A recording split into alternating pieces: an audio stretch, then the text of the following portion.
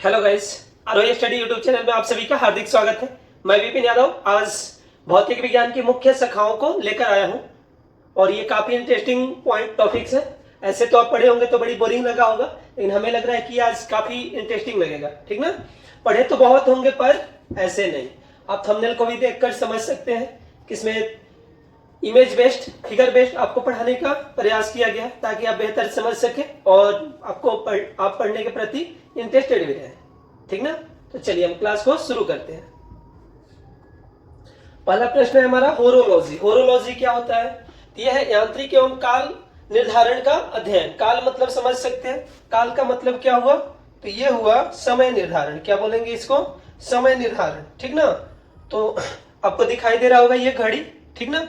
अब आप ये सोच रहे होंगे कि काल निर्धारण का अध्ययन है, मतलब कि घड़ी से संबंधित चीजें को हमें होरोलॉजी में पढ़ना है। ठीक ना?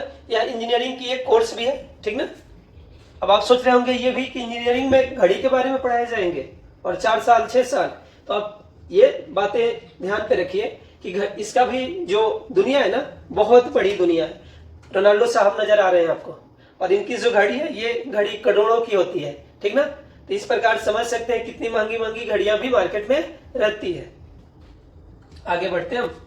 आगे हमारे पास कस्मोलॉजी। कस्मोलॉजी क्या है? तो ये ब्रह्मांड का अध्ययन है। ब्रह्मांड यानी समझ सकते हैं सूर्य, तारे, ग्रह, ये सब किसके अंतर्गत आएंगे? ब्रह्मांड के अंतर्गत आएंगे। तो हम इन सब का अध्ययन कस्मोलॉजी के अंतर्गत करते हैं, ब्रह्मांड का अध्ययन। आगे बढ़ते हैं हम। मेटालर्जी। मेटालर्जी में क्या है? तो इसमें ना धातु का अध्ययन किया जाता है। किसका अध्ययन किया जाता है? धातुओं का अध्ययन किया जाता है। और यहाँ देख भी पा रहे होंगे कितनी अच्छी अच्छी धातुएं हैं। स्टार्टिंग ही सोना से हुआ है, गोल्ड से, है ना? सिल्वर है, कपर है, मरकरी है, मैग्नीशियम है, लेड है। इस प्रकार से बहुत सारी धातुएं हैं हमारे सामने। सबसे पहले खोजी गई धातु क्या थी? तांबा। सबसे पहले जो खोजी गई धातु थी वो थी तांबा। और साथ ही साथ सबसे अधिक मात्रा में कौन सी धातु है? तो एल्यूमिनियम। ठीक ना? चलिए आगे बढ़ते हैं। यहाँ एल्यूमिनियम को दिखाया गया है। यहाँ है सिस्मोलॉजी। सिस्मोलॉजी के अंतर्गत हम किसका अध्ययन करते हैं? भूकंप का अध्ययन करते हैं। किसका अध्ययन? भूकंप का अध्ययन। और ये ना काफी भयानक स्थितियां होती है जब भूकंप आती है। देखिए कैसे ये बड़ी बड़ी बिल्डिंगें, इमारतें ढह चुकी है ना? सड़क भी क्या हुआ है? सड़क भी क्षतिग्रस्त हो गया है। भूकंप जो है ना, इंफ्रास्ट्रक्चर को काफी हद तक प्रभावित कर देता है, जान माल की भी क्षति करता है। चलिए आता कैसे है? तो पृथ्वी के नीचे घूमती हुई जो प्लेटें हैं जब आपस में टकराती है तो उस कंडीशन में भूकंप उत्पन्न होता है। आगे है न्यूमिस्मेटिक्स। क्या बात है! ये भी देखिए तो सोने की, और ये फिर यूनाइटेड स्टेट ऑफ अमेरिका, सिक्के। इसके अंतर्गत हम न्यूमिस्मेटिक्स के अंतर्गत क्या पढ़ाई करेंगे? तो सिक्कों एवं धातु का अध्ययन करेंगे। सिक्कों का अध्ययन करेंगे। अब ये सिक्कों का अध्ययन क्यों जरूरी है? हो सकता है मार्केट में कोई डुप्लीकेट सिक्के भी चला दे, तो इस कारण से सिक्कों का अध्ययन के लिए एक शाखा बनी हुई है न्यूमिस्मेटिक्स। ठीक ना? जिसके अंतर्गत के सिक्कों का अध्ययन होगा। बहुत टाइप के सिक्के हैं और फिर कोई जलसाजी करके 2 नंबर के सिक्के न चलाए, इसके लिए इसको अध्ययन करना और इस पे नजर बनाए रखना जरूरी है। आगे हमारा एक कॉस्टिक्स यानी कि ध्वनि विज्ञान का अध्ययन। इसके अंतर्गत हम किसका अध्ययन करेंगे? ध्वनि का अध्ययन करेंगे। यहाँ दिख रहा है आपको ध्वनि से रिलेटेड वेव। ठीक ना? तो इसमें हम ध्वनि विज्ञान का अध्ययन करते हैं। ध्वनि प्रदूषण क्या है, या फिर आपका श्रव्य ध्वनि, पराश्रव्य ध्वनि, अश्रव्य ध्वनि, ये ध्वनि का जो तीव्रता है उसको भी इसके अंतर्गत अध्ययन किया जाता है।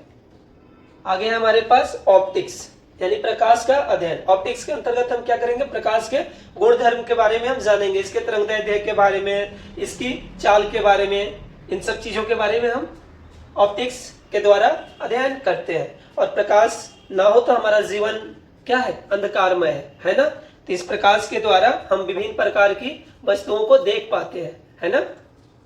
आखिर अंधा हो जाए अगर प्रकाश ना हो। चलिए आगे एरोनॉटिक्स। एरोनॉटिक्स का नाम आते ही हमें सबसे पहले अगर किसी का ख्याल आता है तो कौन है? कलाम साहब है। इसके अंतर्गत है क्या? वायुयान संबंधी अध्ययन। और ये कलाम साहब जो हमारे करोड़ों भारतीयों का मान, शान और अभिमान है। और सीधी भाषा में कहें तो हम कह सकते हैं कि हमें घमंड है कि हमारे देश में ऐसी शख्सियत जन्म ली थी, है ना? चलिए यहाँ आप देख सकते हैं वायुयान इंजीनियर साहब लोग भी लगे हुए हैं। यहाँ भी वायुयान को ही निरीक्षण हो रहा है। आप समझ, आगे बढ़ते हैं हम। एपिग्राफी, ये एपिग्राफी क्या है? तो शिलालेख संबंधी अध्ययन है। देख रहे हैं सम्राट अशोक के अभिलेख, बहुत सारे पहले राजा सब क्या करते थे? शिलालेख, सील माने क्या? पत्थर, पत्थरों पे खुदाई करके कुछ संदेश अपना लिखवा देते थे, अपने राजपाट के बारे में लिखवा देते थे। पत्थर या चट्टान पर लिखित संदेश, ये क्या है? हमारा एपिग्राफी के अंतर्गत है। ठीक ना? आगे है ग्राफोलॉजी। ये ग्राफोलॉजी क्या है? तो इसे यह है हस्तलेख विज्ञान का अध्ययन। हस्तलेख यानी कि हैंड राइटिंग का अध्ययन। और लिखावट की सहायता से व्यक्तित्व की पहचान भी होती है। किसी व्यक्ति का क्या लिखावट है, कैसे लिखावट है, इसके अंतर्गत ना उसका क्या व्यक्तित्व है, इसके बारे में भी जाना जा सकता है। साथ ही साथ फॉरेंसिक डिपार्टमेंट में जॉब भी मिल सकती है इसके द्वारा, ग्राफोलॉजी का अगर अध्ययन हम करते हैं तो। यहाँ पे आप देख सकते हैं विभिन्न टाइप के राइटिंग्स दिए हुए हैं, हैंड राइटिंग्स। और इसके द्वारा ना जो ग्राफोलॉजिस्ट है लोग, वो सब क्या करेगा? सब देख के बता देगा कि इस आदमी का नेचर क्या होगा, मतलब कुछ हद तक। और विज्ञान के द्वारा ये पूरी तरह से प्रमाणित नहीं है, लेकिन कुछ हद तक है जिसके द्वारा कि थोड़ा बहुत अंदाजा लगाया जा सकता है।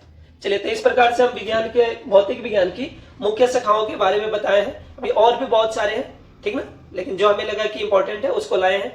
आपको वीडियो कैसा लगा प्लीज कमेंट सेक्शन में जरूर बताइएगा। और वीडियो अच्छा लगा हो तो please like, comment, share and subscribe. Thank you.